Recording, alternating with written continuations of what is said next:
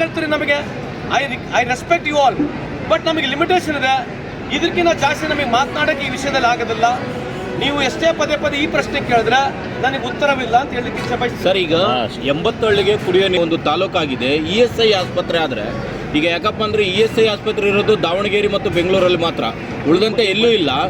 ನಮ್ಮದು 2017ರಲ್ಲಿನೇ ಇದು ಮಾಡಿದ್ರು, ಆದರೆ ಶಿವಮೊಗ್ಗದಲ್ಲಿ ಮುಗಿಯೋ ಹಂತಕ್ಕೆ ಬಂದಿದೆ. ನಮ್ಮಲ್ಲಿ ಇನ್ನೂ ಕಾಂಪೌಂಡಿಗೆ ಮಾತ್ರ ಸೀಮಿತವಾಗಿದೆ. ಇದ್ರ ಬಗ್ಗೆ ಏನು ಹೇಳ್ತೀರಾ? Very good question.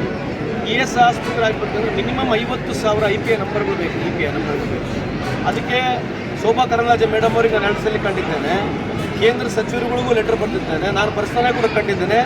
ಎಲ್ಲ ಪಾರ್ಲಿಮೆಂಟ್ ಮೆಂಬರ್ಗೂ ಲೆಟರ್ ಬರೆದಿದ್ದೇನೆ. ಏನಂತ ಹೇಳಿದ್ದೇನೆ ಅಂತಂದರೆ, ಒಂದೊಂದು ಜಿಲ್ಲೆಯಲ್ಲಿ IPA ಮೆಂಬರ್ಸ್ಗಳು ನಿಮಗೆ 50,000 ಸಿಗಲ್ಲ.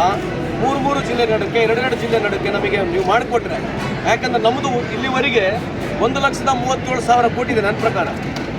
ESI contribution throughout India. ನಮ್ಮದು ಕರ್ನಾಟಕದ ಸುಮಾರು ವರ್ಷ ನೋಡ್ತಾ ಇದ್ರೆ 1,200 ಕೋಟಿ, 1,400 ಕೋಟಿ, 1,500 ಕೋಟಿ, 1,800 ಕೋಟಿವರೆಗೆ ಹೋಗ್ತಾ ಇದೆ. ಆ ಸಮರ್ಪಕವಾಗಿ ದುಡ್ಡು ಬರೋದಿಲ್ಲ.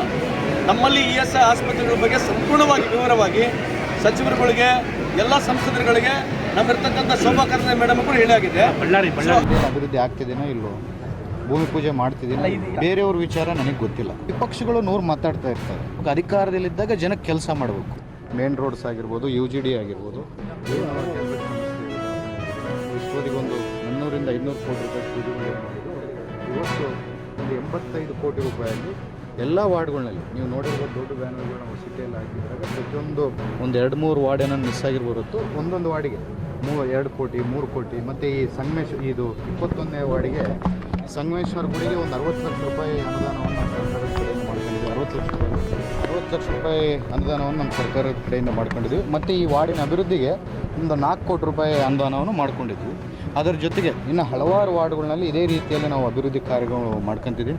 ನಾನು ಹುಟ್ಟಿದಬ್ಬ ದಿವಸ ಹೇಳ್ತಿದ್ದೆ, ಭಾಳಷ್ಟು ಜನ ಭಾಳ ಅಭಿವೃದ್ಧಿ ಆಗ್ತಿದೆ ಬಳ್ಳಾರಿ ಅಂತ ಹೇಳಿದಾಗ ನಾನು ಅಂದೆ, ಸ್ವಲ್ಪ ತೊಂದರೆ ಆಗಿದೆ ರೋಡ್ ಡೆವಲಪ್ಮೆಂಟು, ರೋಡ್ ಅಗಲೀಕರಣ. ಇದರಲ್ಲಿ ಇನ್ನೂ ಒಂದು 6 ತಿಂಗಳು ಸ್ವಲ್ಪ ತೊಂದರೆ ಆಗುತ್ತೆ. ಯಾಕಂದರೆ ಇನ್ನಷ್ಟು ಅಭಿವೃದ್ಧಿ ಕಾರ್ಯಗಳು ನಾವು ಬಳ್ಳಾರಿಯಲ್ಲಿ ಇಟ್ಕೊಂಡಿದ್ದೀವಿ. ಇವಾಗ ಒಂದು 85 ಕೋಟಿ ರೂಪಾಯಿ ಏನು ಈ ಸೆಷನ್ಸ್ ಆಗೋ ಒಳಗೆ ಇವೆಲ್ಲ ಭೂಮಿ ಪೂಜೆಗಳು ಮುಗಿದೋಗ್ತವೆ. ಸೆಷನ್ಸ್ ಆದಮೇಲೆ ಮತ್ತೆ ಒಂದು 100 ಕೋಟಿ ರೂಪಾಯಿ ಭೂಮಿ ಪೂಜೆಗಳನ್ನ ನಾವು ಬಳ್ಳಾರಿ ನಗರದಲ್ಲಿ ಮಾಡ್ಕೊತಿದ್ವಿ. ಬಳ್ಳಾರಿಯನ್ನು ಸುವರ್ಣ ಬಳ್ಳಾರಿ ಮಾಡ್ತೀವಿ ಅಂತೇಳಿ ನಾವೇನು ಅವತ್ತು ಮಾತನ್ನು ಕೊಟ್ಟಿದ್ವಿ ಎಲೆಕ್ಷನ್ ಟೈಮ್.